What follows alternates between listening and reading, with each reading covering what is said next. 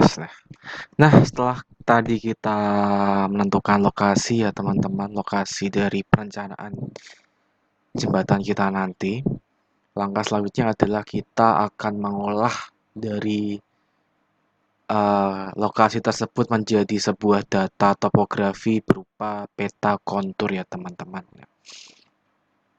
Nah, dari data peta kontur nanti kita akan mendapatkan data elevasi ya teman-teman. Jadi nanti kita bisa tahu nih dari titik awal sampai titik akhir nanti penampang sungainya bagaimana, elevasinya gimana, potongan memanjangnya gimana ya. Sebenarnya di Google Earth kita bisa lihat ya teman-teman potongan memanjang kita dengan cara kita klik di sini temporary place yang berada di bawah dari VKMZ kalian ya. Lalu kalian klik kanan temporary place-nya, lalu add, lalu pet. Kalian hubungkan dari titik awal sampai titik akhir ya. Sampai titik akhir. Lalu oke, kira-kira aja nggak harus tepat kok. Nah, ini udah ada ya. Ini kan kalau misalkan dilihat di Google Earth kan memang ya, ini ada seperti cekungan ya oleh karena sungai. Setelah kalian membuat pet tadi, kalian bisa lihat di sini. Pada page-nya kalian bisa show elevation profile. Nah, wah kelihatan ya teman-teman dari potongan memanjangnya. Jadi ini potongan memanjang dari kita sebutnya trase ya teman-teman, trase dari titik awal sampai titik akhir kita, trase jembatan kita ya. Nah, trase ini kalau kita lihat ya, titik awalnya itu berada di elevasi 414, sementara titik akhirnya itu berada di elevasi 416 ya teman-teman. Dan sungainya itu berada di kisaran 402. Wah, sangat-sangat dalam sekali teman-teman jaraknya ya, dari 414 sampai 402 itu kan selisihnya ada berapa ya? 12 meter ya. Jadi kan nggak mungkin ya kalau misalkan kita terjang tetap bangun jalan ya. Dan memang harus butuh jembatan. Apalagi seberanginya sungai yang kita nggak tahu mungkin alirannya deras, debit alirannya berapa, dan harus dibangun jembatan tentunya. Oke, ini untuk tinjauan saja sebelum kita lanjut ke tahap Google Mapper. Setelah itu kita hapus saja nggak apa, delete aja. Oke, nah, oke teman-teman. Oh ya, di video yang lalu saya lupa ya. Kalian juga harus tahu ya teman-teman, ini jalan yang kalian hubungan itu termasuk jalan apa? Apakah jalan kolektor, arteri, atau jalan lokal ya teman-teman? Karena berkaitan juga dengan volume kendaraan yang lewat nanti di jembatan kalian ya, untuk menentukan lebar dari jembatan kalian, untuk menentukan beban dari jembatan kalian juga nanti. Jadi itu sedikit yang ketinggalan dari video yang lalu, saya sampaikan di video saat ini. Nah, mungkin lanjut saja, sekarang kita ke tahap global mapper ya. Kita lanjut saja, ini bisa kita exit, discard aja nggak apa-apa. Nah, di tahap global mapper ini sebenarnya kita membutuhkan data ya teman-teman, yaitu data DEM atau Digital Elevation Model, yaitu adalah data elevasi digital ya, dari uh, permukaan tanah yang ada di bumi. Nah, di Indonesia, di dunia sendiri ada beberapa data DEM ya teman-teman, di antaranya yang lingkupnya global itu adalah ASTER ataupun SRTM ya. Nah, data DEM ini didapatkan dari satelit teman-teman. Dari satelit ya. Ini SRTM, Shuttle Radar Topography Mission. Bisa dibaca-baca ya teman-teman. Nah, ini lingkupnya secara global ya teman-teman. Dan kalau misalkan ditinjau lagi untuk perencanaan jembatan itu cukup kurang ya teman-teman, karena memang sebenarnya dalam proyek konstruksi itu untuk menentukan atau membuat data topografi diperlukan survei teman-teman, survei lokasi menggunakan alat ukur seperti total station, theodolite ataupun waterpass ya. Jadi tidak mungkin kita hanya mengandalkan data DEM ini saja karena memang pasti kurang akurat dibandingkan dengan data ukur di lapangan ya. Karena SRTM kan ukurnya dari jauh ya teman-teman, dari satelit ya. Sementara di lapangan kan langsung di lapangan dalam skala proyek itu aja, jadi kan lebih akurat. Ya. Karena keterbatasan data kita, karena kita nggak mungkin langsung ke Malang, tadi lokasi saya di Malang, untuk ukur di sana kan nggak mungkin ya. Jadi kita pakai data sekunder teman-teman, yaitu data uh, elevasi dari satelitnya. Tapi di sini saya tidak akan menggunakan SRTM karena SRTM ini kurang akurat ya teman-teman, kurang akurat. Uh, saya bisa bandingkan nanti datanya seperti apa, kurang akuratnya gimana. Ini kurang akuratnya adalah bisa kita bandingkan ini dengan interval kontur yang sama, teman-teman, antara data SRTM ataupun dengan data DEMNAS itu sangat-sangat signifikan perbedaannya ya. Jadi nanti kita akan menggunakan data DEMNAS ya untuk di tutorial kali ini karena cukup akurat dan untuk perencanaan jembatan itu pun sudah cukup bagus dibandingkan data SRTM ya. Nah, langsung saja bagaimana cara kita mengunduh data DEMNAS ya. Cara kita mengunduh data DEMNAS itu kalian bisa buka Google Chrome, udah ya. Lalu kalian ketik DEMNAS. Nanti linknya saya kasih di deskripsi ya teman-teman. Setelah itu kalian masuk ke webnya, kemudian download. Ini DEMNAS, ada BATNAS ya. Kalau DEMNAS itu Digital Elevation Model nasional, sementara BATNAS itu batrimetri nasional ya teman-teman. Jadi ini untuk data tanahnya, yang ini untuk data perairannya ya. Kita klik yang DEMNAS saja. DEMNAS. Nah, di sini teman-teman kalian harus registrasi dahulu ya. Kalau belum punya akunnya, registrasi dahulu.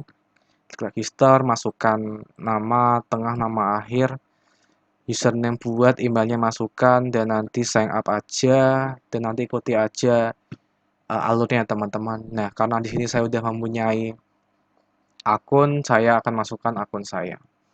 Kita skip tab ini teman-teman karena ini akun pribadi saya.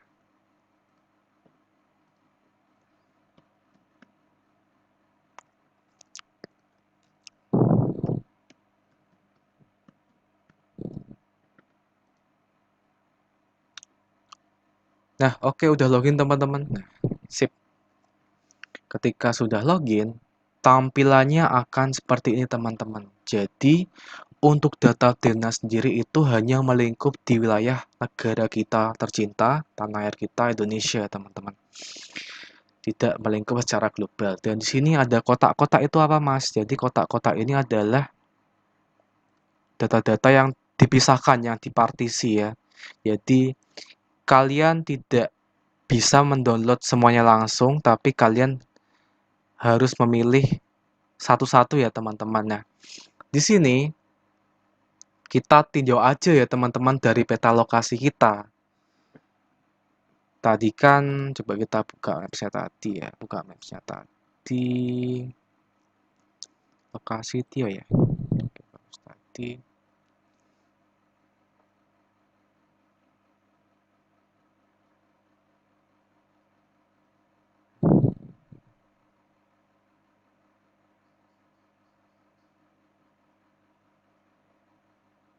Oke, ini berada di daerah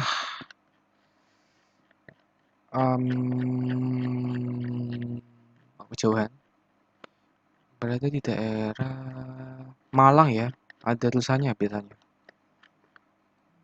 Gak ada ini. Oh ini ada. Sinyal saya jelek tadi. Ini berada di daerah Malang ya teman-teman. Malang ya. Ini benar-benar Malang. Malang. Lalu kalian buka aja. Lalu kalian cari Malang ya. Di daerah Malang tuh mana ya? Jawa Timur ya. Daerah dekat Surabaya ya.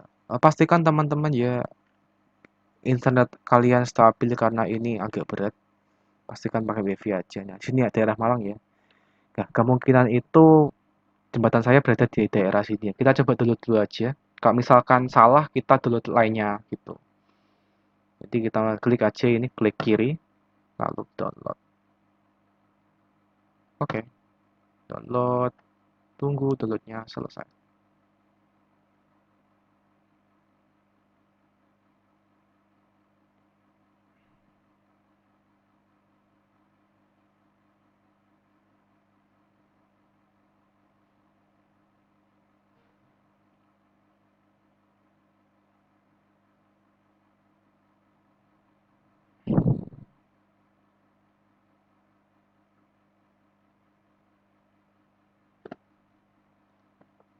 Oke, ketika downloadnya udah selesai, kita pindahkan dulu saja biar kita gampang nyarinya. Ini tak masuk. Gak buat file baru aja teman-teman biar rapi. New folder Denas.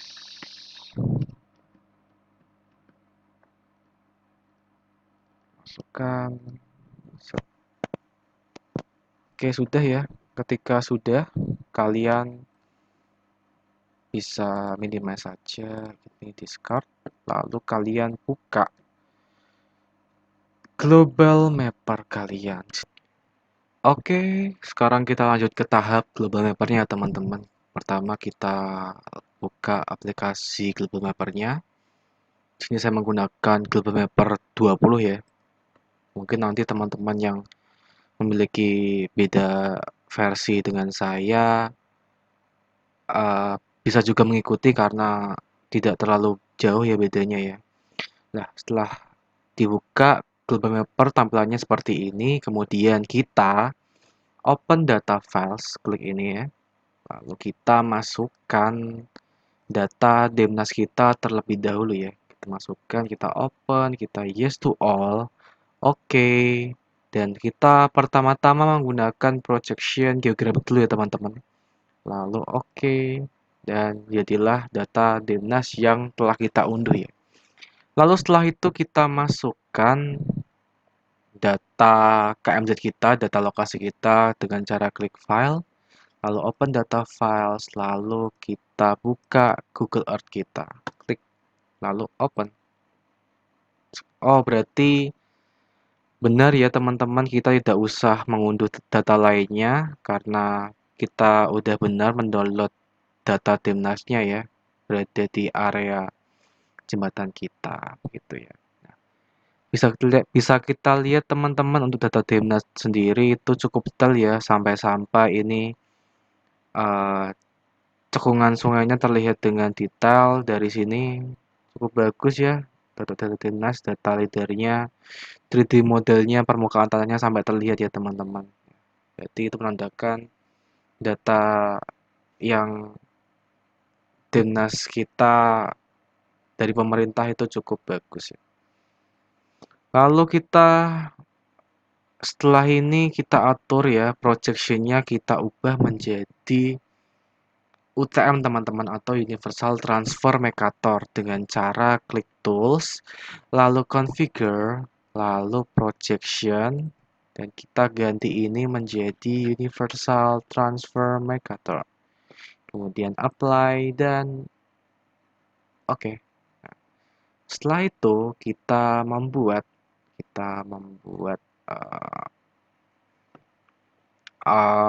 rectangle ya teman-teman, kita gambar rectangle di Google Mapper ya dengan cara klik kiri ini, create rectangle or square area feature, lalu oke lagi, dan kita kotaki ya teman-teman, kita buat rectangle.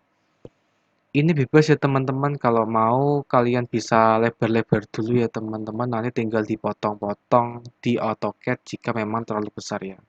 Ini mungkin saya akan tinjau segini dulu, agak besar ya, nanti kita potong-potong di AutoCAD. Oke, ini klik, kita namai kotak ini sebagai kontur, kemudian oke. Nah, setelah begini kita pencet escape, pada keyboard, lalu kalian klik kiri pada rectangle-nya, pada garis rectangle-nya. Klik. Nah, setelah rectangle-nya terseleksi, kalian klik analysis, lalu generate contour from terrain grid. Kalian klik dan kalian atur ini, atur interval-intervalnya. Interval kita mau berapa ya? Oh ya, sebelumnya saya mungkin akan memberi sedikit penjelasan mengenai interval. Interval adalah jarak ya teman-teman. Jadi misal nih, ada kontur interval 100 meter. Jadi setiap garis kontur, saya kasih contoh ya. Setiap garis kontur ini mewakili itu 100 meter ya teman-teman. Jadi ini 100 meternya berapa, mungkin ini 200, 100 meternya berapa, mungkin ini 300, dan selanjutnya ya teman-teman. Itu jika kita menggunakan kontur interval 100 meter ya teman-teman. Ya, gitu. Jadi jarak jarak antar garis kontur ya teman-teman. Gitu. Bukan jarak dalam jarak datarnya, tapi jarak setiap elevasinya. Jadi setiap kenaikan 100 meter ada garis kontur, setiap kenaikan 100 meter ada garis kontur gitu ya.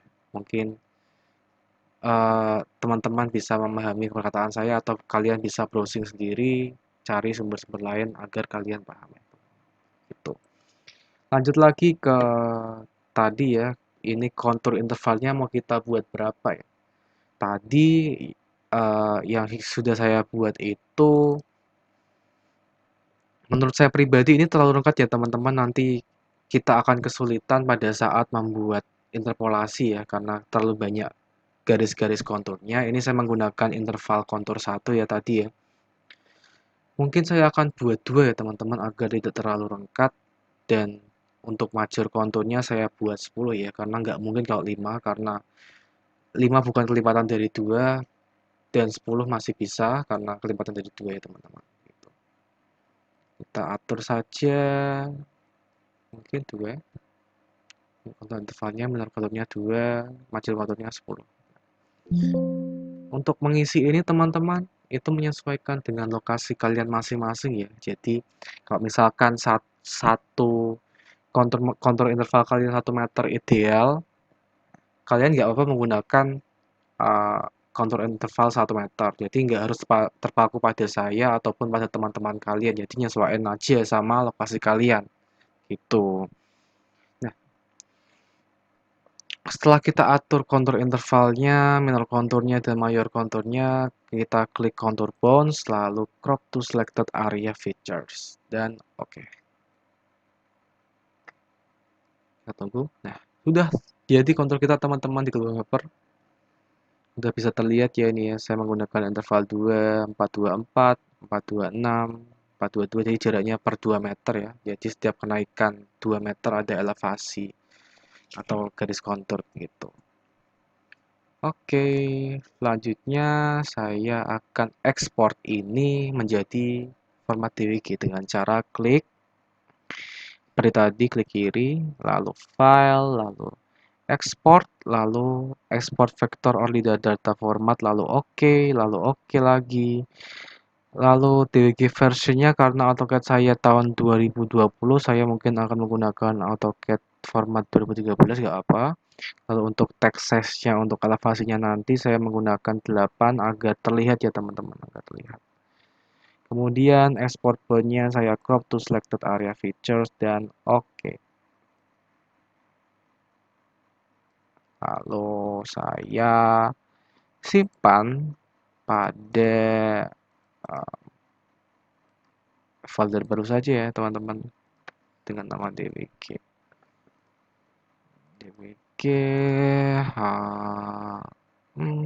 jembatan Tio, lalu save. Setelah itu kita buka filenya.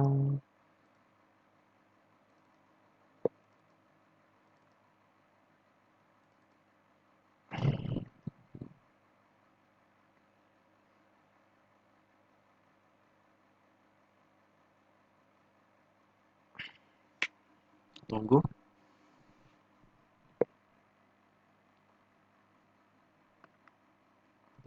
Oh, nggak ada ya? Oh iya, ini kan karena kita masih berada di area koordinat 0,0 ya teman-teman. Ini kita spawnnya kan normalnya idealnya kan di titik 0,0. Sementara koordinat kita tadi berada di koordinat 90.000 sekian, Y-nya, X-nya 2.000 sekian lah gitu. Jadi kita cari dengan cara menggunakan command zoom extend. Dengan cara klik Z, lalu enter, lalu klik E, lalu enter. Selesai. Ini kontur kita.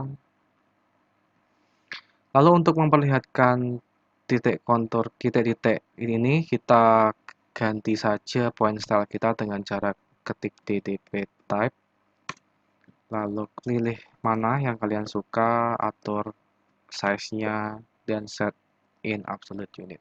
Oke.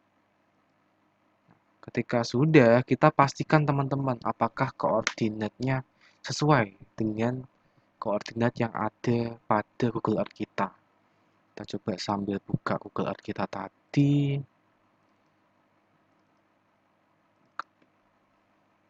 Terutama yang 4 titik itu ya teman-teman, karena kita harus sesuai banget ya itu ya. Karena sebagai acuan koordinat kita.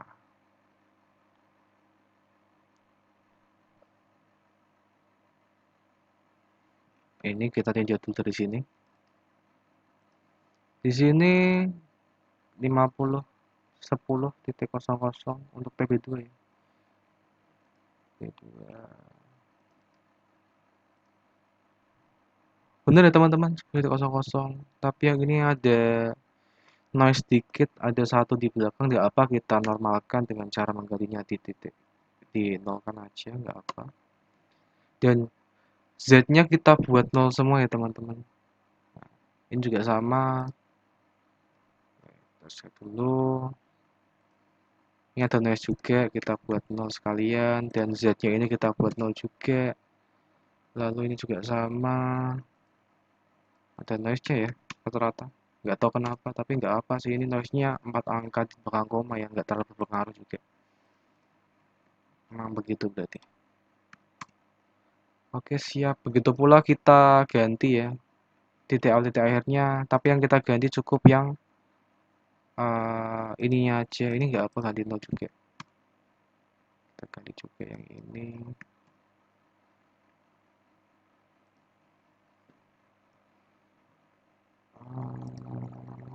Oke.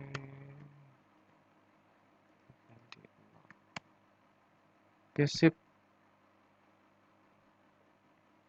Oke, teman-teman, mungkin begitu saja tahapan global mapper ya, teman-teman, sampai ke kontur. Untuk kelanjutannya, mungkin nanti saya buatkan kembali berarti untuk tahapan um, long section. Oh iya, trase sama long section ya teman-teman, mungkin untuk video nanti ya. Jadi cukup sekian video saya. Semoga dapat dipahami dan semoga dapat mengerjakan tugas besarnya. Terima kasih.